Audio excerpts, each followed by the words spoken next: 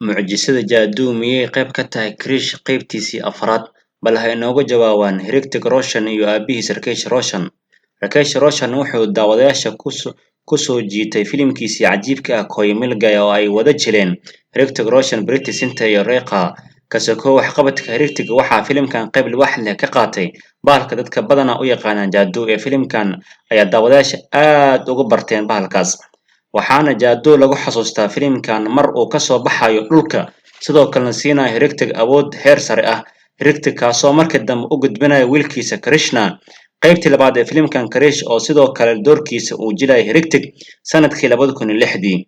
Daawadayaasha ayaa ka xumaa inay filimkan ku arki waayaan Jadoo, waxaana filimkaas Krish ka soo muuqday Hrithik, Priyanka Chopra, Nasruddin Shah iyo Rekha oo ahaa taxanihii Koi Mil Gaya qaybtiisii, laakiin Jadoo laguma arkin Krish. Sidoo kale Krish 3 oo taxane u ahaa Rakesh.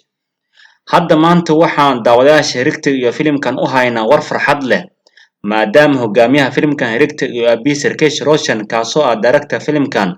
Waxaan labadan shaqsi ay shaaciyeen inay dib u soo celin doonaan doorkii Jadoo taxanaha qaybtiisii afraad, kaasoo lagu wado inuu duubis lagu bilaabo bilowga sanadka dambe.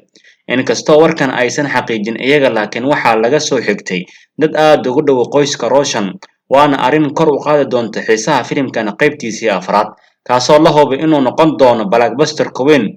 Halka arrin ee filimkan dib u dhigayo ayaa inaysan weli la xaqiijin atirashada Priyanka Chopra inay qayb ka tahay mashruucan, maadaama ay horey